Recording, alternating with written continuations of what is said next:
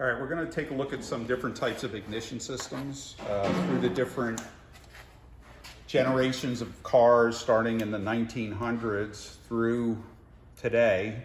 We've gone through several different types of ways of creating spark for the car and the trucks. This is the earliest type that I have in my hand. This is called contact point ignition.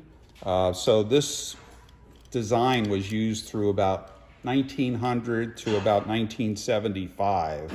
After 1975, they switched to an electronic ignition system. So I just want to show you some of the features that make up this ignition system. First thing, you have this whole component right here. Here's another one. These are what we call distributors. So if you've heard somebody say that name, a distributor, this is actually the part that they're talking about. In a distributor, basically have a gear, and when you install this in your engine, this gear hooks into a gear on the camshaft.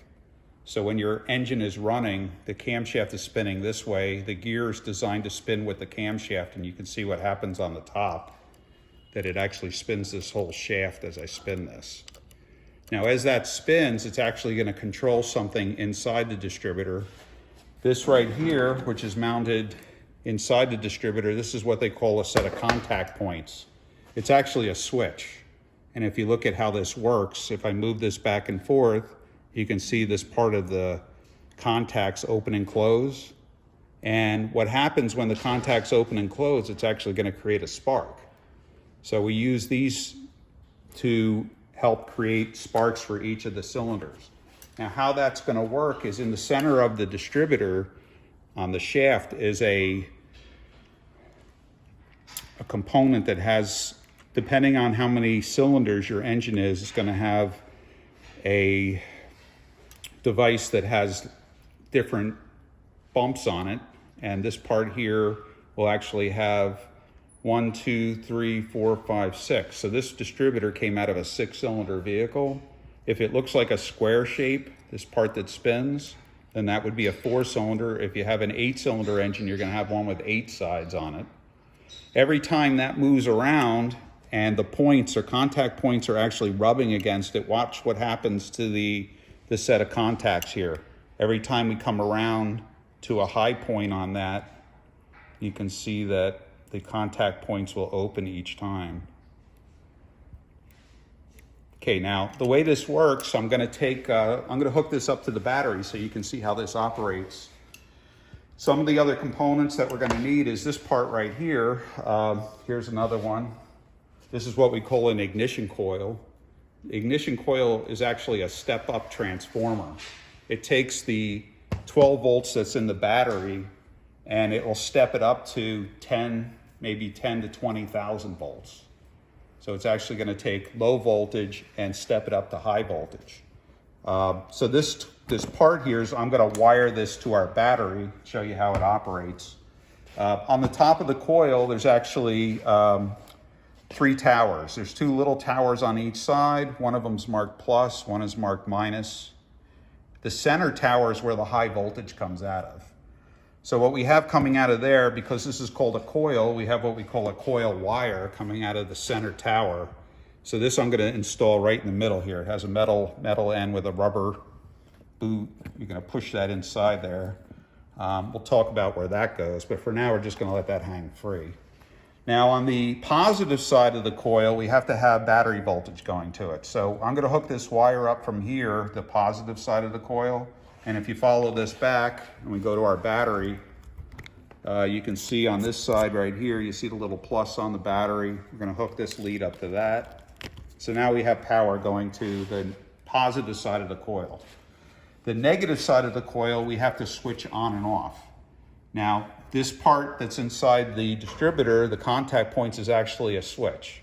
So we're going to wire the negative side of our coil. I'll hook this jumper wire up to that terminal.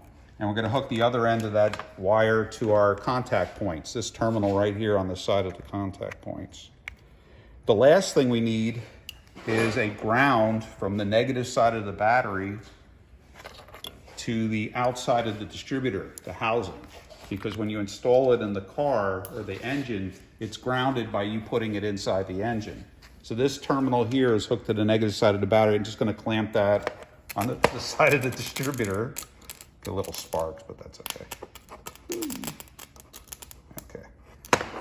Now, what I want you to see, I'm gonna spin this, and we'll see out of this coil wire. I'm gonna hold it near the bench. I want you to look at the end down here. As I spin this around, you'll see. Let's see. You'll see like a spark jumping out of there. Okay, and that's actually what gets sent out of the coil. Every time I spin that and that opens and closes the switch inside the distributor, it's going to actually generate a voltage. Now, it takes about 10 to 20,000 volts to jump electricity in the air like that. It's like a little lightning bolt. It's actually orange. The higher the voltage, the more purple the spark will get. So this is what I consider kind of low voltage at 10,000 volts. I would consider 60,000 volts more higher voltage. Now, looking back at the coil wire, just to give you the rest of the ignition system, we actually have to distribute the spark to each cylinder. This is just coming out of the coil wire right now. So we actually use something called a distributor cap. This is one example. This would actually mount on top of the distributor. Let me unhook this for a second. So what you have basically with the distributor shaft is you're going to have something called a rotor. This is an example of a rotor. This would fit right on top of the distributor shaft like that. So as this spins around, it's actually going to spin this with it. So let me see if I can get that to sit on there. It's not really the right one. So you can see if this is sitting on the top of that shaft, it would actually turn with it. And what the rotor does is it allows the spark, which is basically going to enter into this terminal here. So we're going to take this wire, plug it into here. So the spark's going to go enter into the distributor cap. The way this works is it goes into here, which is the center, where this button is right there. That's where the spark comes out. Then it's going to go into here on the center of the rotor, go across to the side, go to one of these terminals on the outside, and then you're going to have a wire coming out of here that goes to each of your spark plugs. So as this spins around inside the distributor, this stays stationary. It's going to distribute the spark to each cylinder as it spins around. Okay, so the rotor's purpose is to move the spark from the center to the side, and the distributor cap is there to send it to each spark plug wire. Here's what a spark plug wire looks like. Here's a typical spark plug wire. These can go bad also, and what I usually do to check these, this is about maybe a foot long, maybe a foot and a half. You can use a meter, your meter that we showed you for measuring voltage. One of the symbols on the meter is the ohm symbol right here. It looks like an omega symbol. If we move the switch to that position, we can actually check this wire by taking one end of our meter. If I touch these together, let's see what kind of reading we get on the meter. Right now it's reading out of limits because it has no connection. It's higher than 20 million. When I touch it, you can see it drops close to zero. It's 0.3. That's pretty close to zero. If I take this and put one end in one end of the wire, and I take the other and put it in the other end of the wire, we can see what we get on the meter. And this could be a bad one, because I'm not getting any reading. Okay, right now this is reading open, so that means that this is definitely bad. It has an open wire. If I take this other one, let me try to check this wire here. This is another spark plug wire. Now this one's about 3 feet long. I'm gonna go, one end's gonna go inside here. One end's gonna go inside here.